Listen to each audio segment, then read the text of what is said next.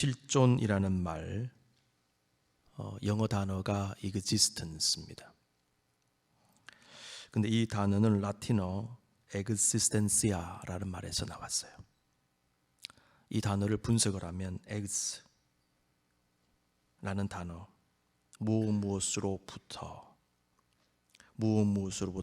나가다 혹은 바깥에, 이런 의미가 있어요.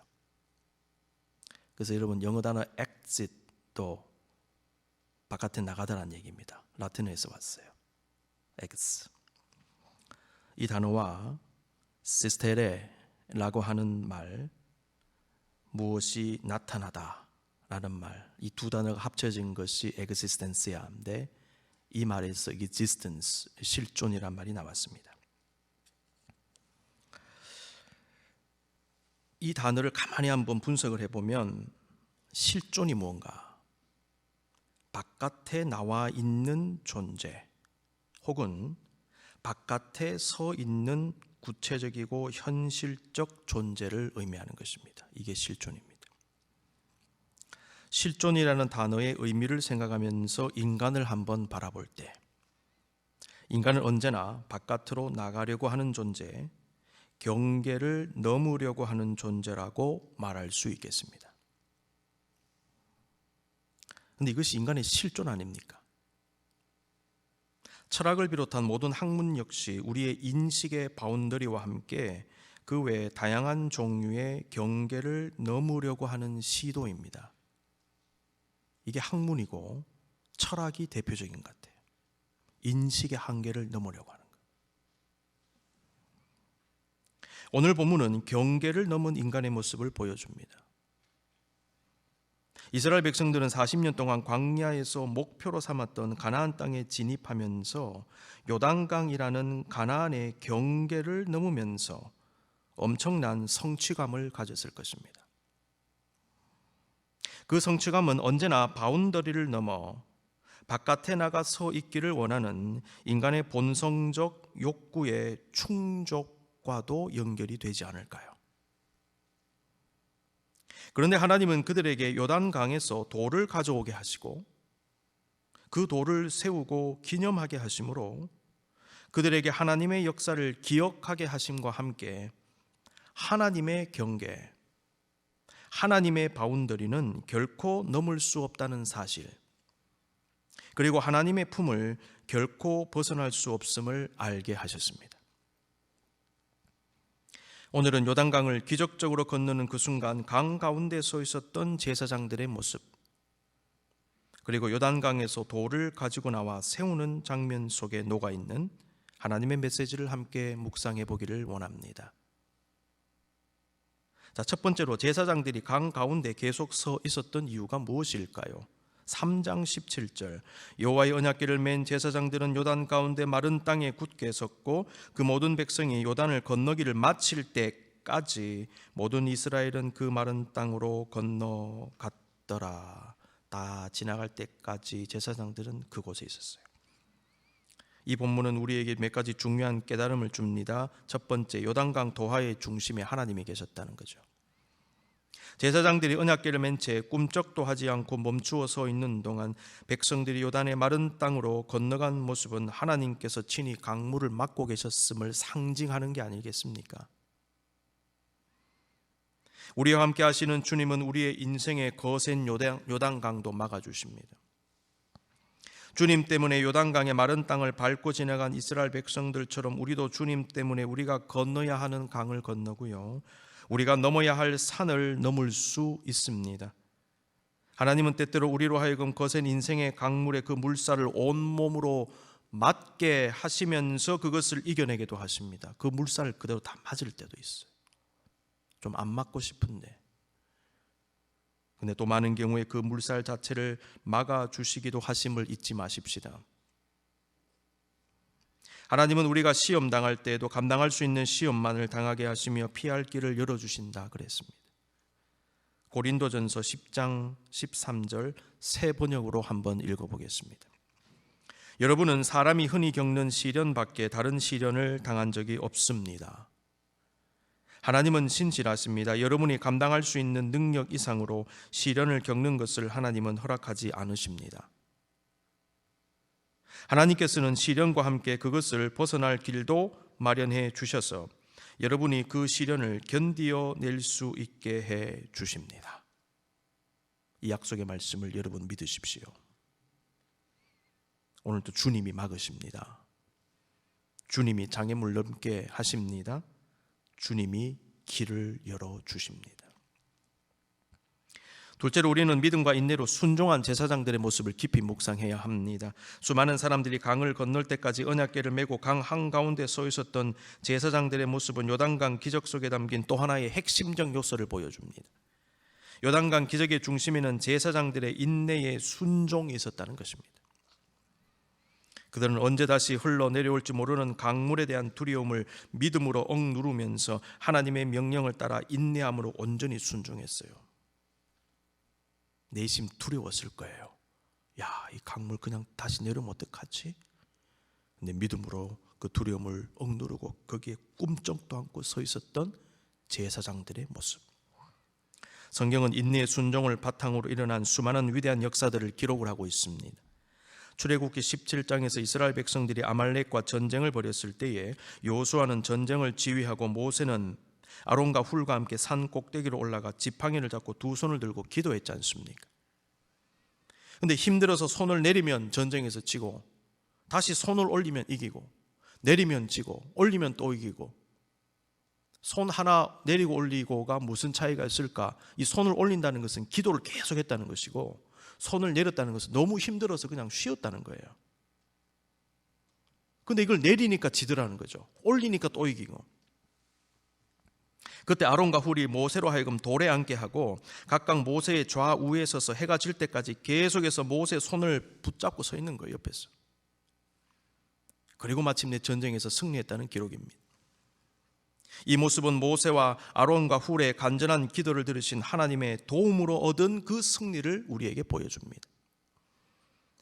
우리는 고통을 참으면서 필사적으로 중보 기도한 모세와 아론과 훌의 모습을 깊이 묵상해야 할 것입니다.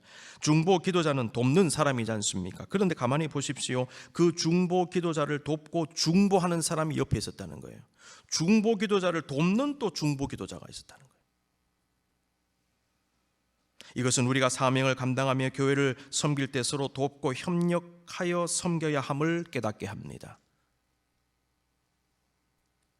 하나님은 그렇게 자신을 헌신하며 서로 섬기는 자들을 통하여 위대한 역사를 일으켜 주시는 것입니다. 목사가 교회를 섬기지만 목사를 돕는 장로님들이 계시는 거예요. 장로님들은 저를 돕고 힘 빠지지 않도록 아론과 훌처럼 저는 장로님들을 돕고, 이런 관계. 당회가 성도님들을 중보합니다. 그런데 성도님들은 당회를 중보하는 거예요. 돕는 사람을 돕고 그 돕는 사람을 또 옆에서 돕고 또 돕고 또 돕고.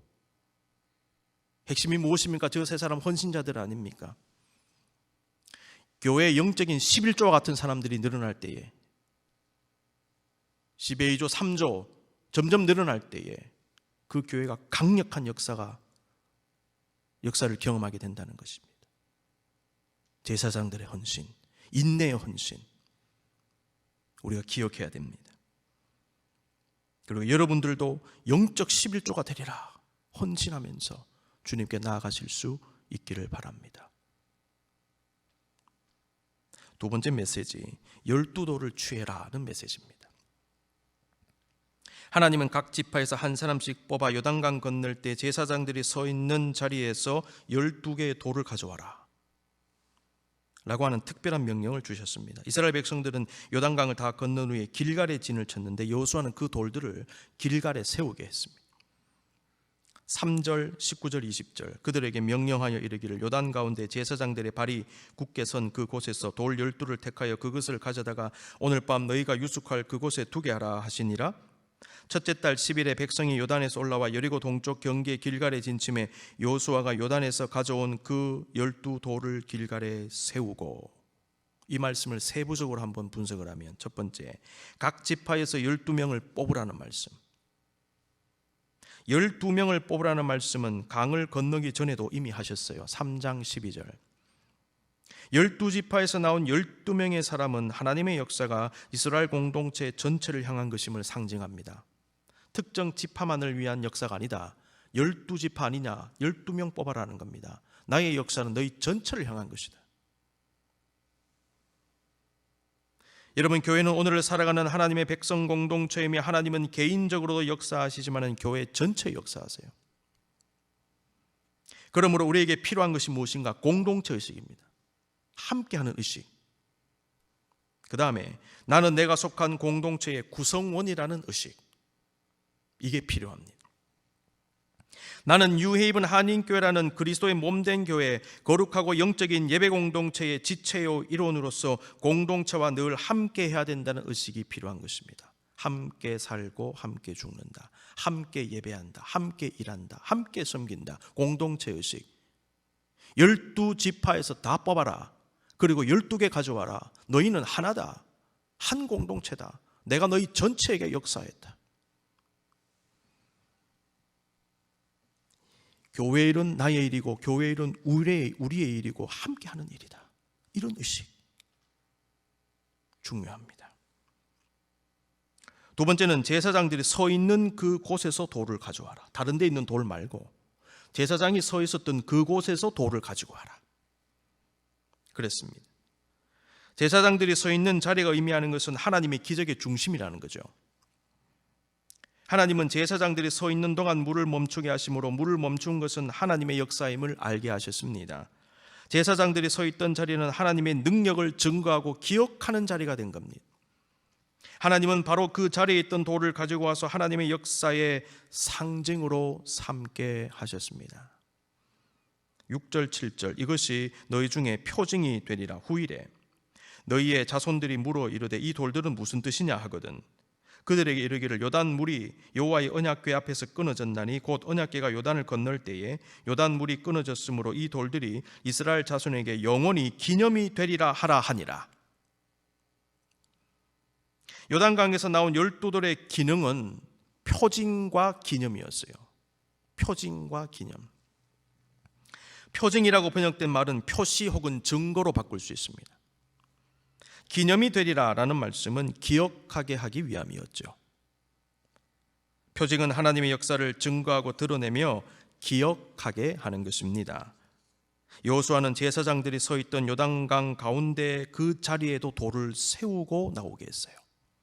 9절 여호수아가 또 요단 가운데 곧 언약궤를 맨 제사장들의 발이 선 곳에 돌 12를 세웠더니 오늘까지 거기에 있더라. 하나님의 역사의 표징으로서의 돌을 세우게 하심은 기본적으로 그 역사를 경험한 사람들을 위한 것이었습니다.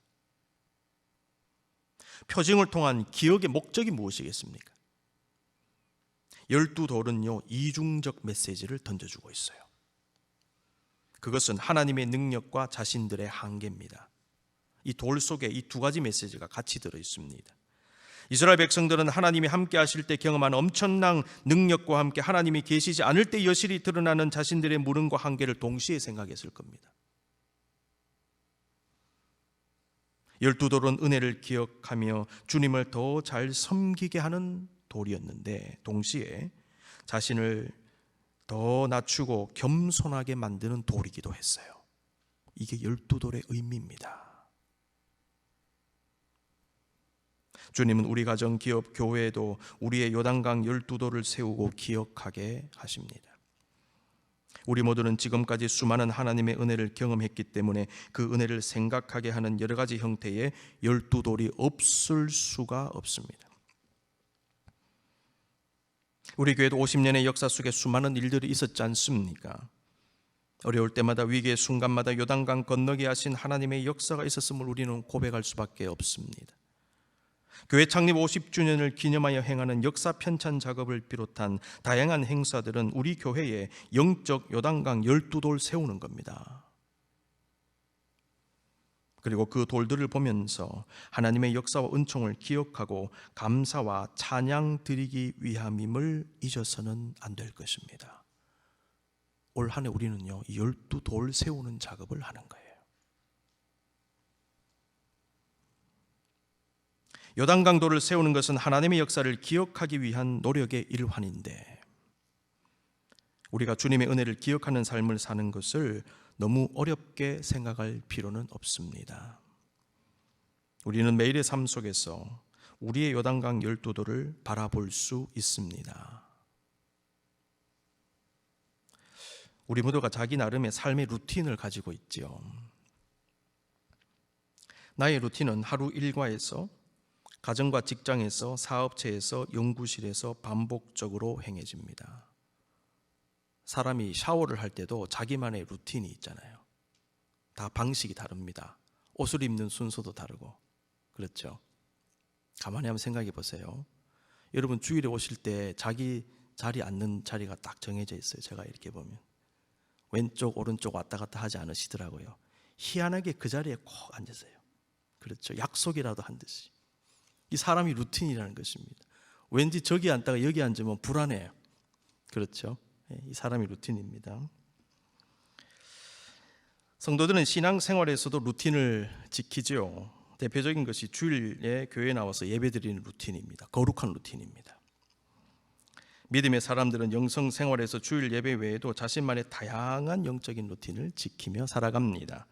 그런데 이것은 늘 반복되는 것이기 때문에 때때로 일상 속에서 계속되는 삶의 패턴 속에 지치기도 하고 삶의 흥미나 기쁨도 잃어버릴 수도 있고 지루함과 답답함을 느끼기도 합니다. 그런데 우리가 깊이 생각해 볼 것은 늘 반복되는 삶의 루틴의 유익들입니다. 이것을 꾸준히 잘 지키는 삶은 나의 삶을 생산적으로 만들어낼 수 있습니다.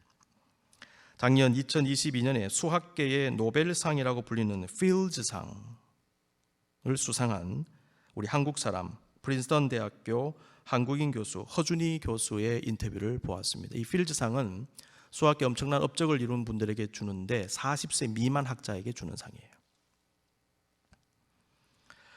허준희 교수는 앞으로의 계획을 묻는 한 언론의 질문에 다음과 같이 대답을 했습니다. 제 삶과 일상에서의 큰 변화는 없을 것 같아요. 없었으면 좋겠고요. 이제 빨리 가족과 함께 있는 집으로 돌아가서 일상을 다시 확립을 하고 매일매일 같이 루틴 반복하면서 연구를 차근차근 진행해 나가는 삶이 제가 가장 좋아하고 즐기는 삶이기 때문에 그런 삶으로 돌아갈 수 있으면 좋겠습니다. 루틴이 지루한데 이분은 루틴이 있는 삶으로 가기를 원한다는 거예요. 허준희 교수는요, 자신의 이 루틴을 잘 지키는 것으로 알려져 있습니다. 자신이 정한 그것을 힘들어하거나 지루해하지 않고 오히려 그것을 즐기면서 꾸준히 지키는 중에 자신이 원하는 결과와 성과를 만들어낸다는 겁니다. 이런 모습은 매일 반복되는 삶을 힘들어하지 말고 나 자신의 루틴을 지킴으로 나의 삶을 지키고 나름대로의 열매와 유익을 만들어내는 생산적인 삶을 살도록 우리를 도전한다라고 저는 생각해 보았습니다. 아, 그렇구나. 루틴이 나의 삶을 지켜주는구나. 루틴이 우리에게 주는 또 다른 유익 중에 하나는 내가 살아있다는 것을 증명하는 것입니다.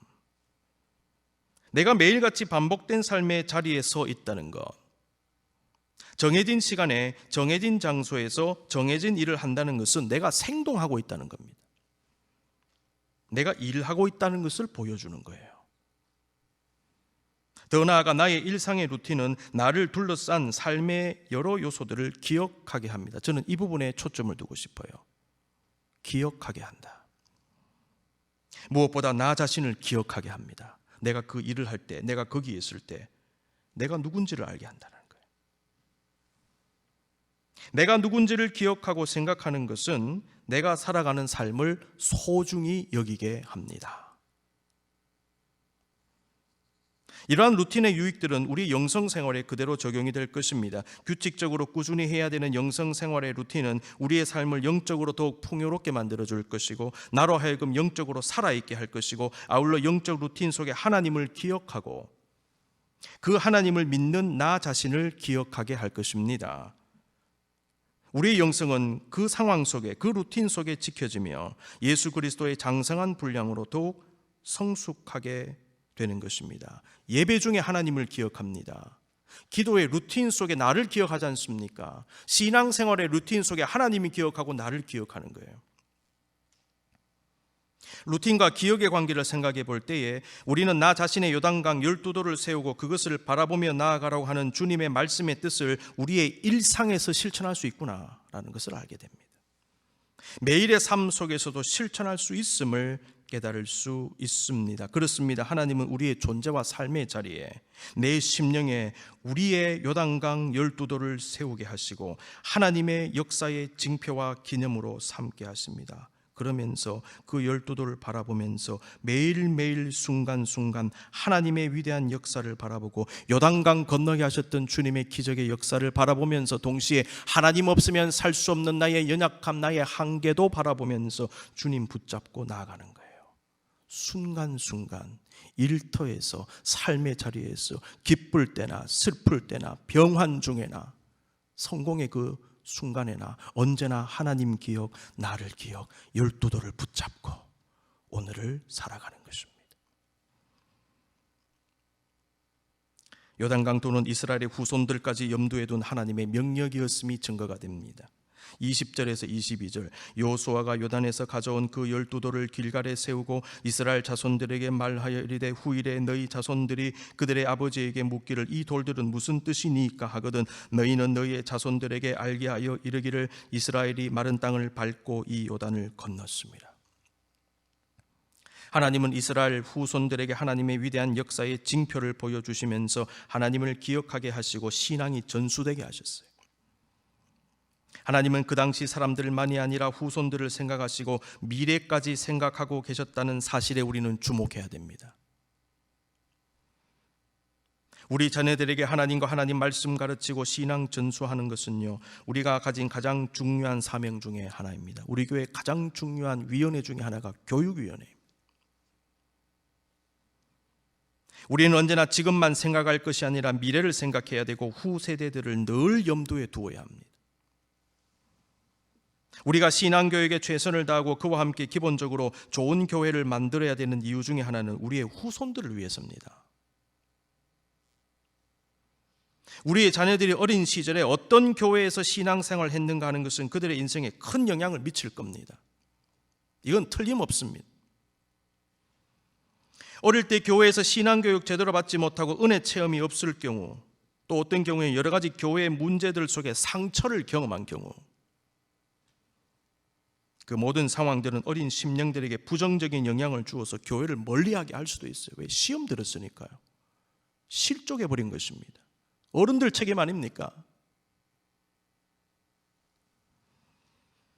우리는 후세대들을 위해서라도 사명감과 책임감 가지고 오늘의 우리 교회를 보다 아름답고 성숙하고 더 나은 교회로 세워가고 더 좋은 교회를 우리 후세대들에게 물려주기 위해 최선을 다해야 됩니다. 하나님은요, 후세대들까지 염두에 두고 12도를 취하게 하셨어요. 오늘 본문 마지막 절인 24절에는 길갈에 세운 요단강 돌들의 궁극적 목적이 기록이 되어져 있습니다. 그 목적이 기록되면서 마무리가 됩니다.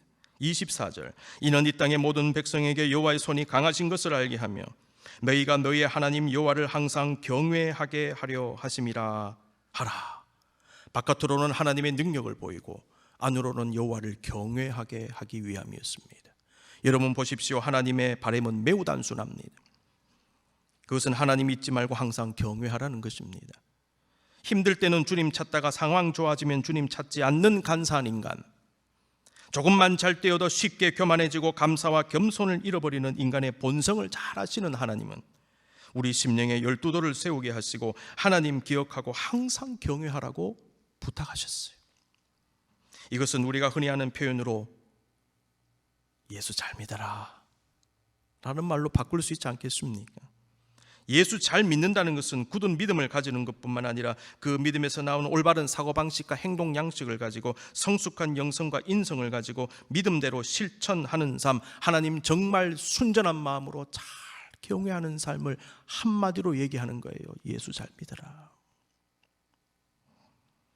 우리는 이 단순한 주님의 바람을 들어드리기 위해 평생토록 영적으로 애쓰며 힘쓰며 오늘을 살아갑니다. 성도 여러분, 우리 인생의 거센 요단강을 막아주시는 주님을 기억하십시다. 강 가운데 언약궤를 메고 선 제사장들의 모습은요, 하나님이 구원하시기 위해 그들을 꼭 붙잡고 있었던 것 같은 느낌을 줘요. 하나님은 요단강에서 가져온 12돌을 통하여 내가 너희를 붙잡는 것처럼 너희도 이제는 나를 붙잡아야 한다 라는 말씀을 하신 것이 아닐까요? 눈을 한번 감으십시다. 우리가 거친 길 위를 걸어갈 때도 험한 산이 우리를 막아도, 우리 삶의 거친 파도가 우리를 집어삼키려 할지라도 감당할 수 있는 힘 주시고 피할 길 열어주시는 주님, 우리를 꼭 붙잡고 계시는 주님을 찬양하십시다. 우리의 신앙을 잃게 하고 하나님을 향한 순수한 믿음이 퇴색되게 하는 세속의 삶 속에서 우리 자신의 요단강 돌, 우리 자신의 은혜의 징표들을 바라보며 오직 주만을 겸손히 섬기며 붙잡고 나아가겠습니다. 고백하십시다. 오늘도 이 고백 가운데 세상으로 나가시는 여러분 모두에게 우리 주님의 크시는 종이 함께 하시기를 간절히 기원합니다.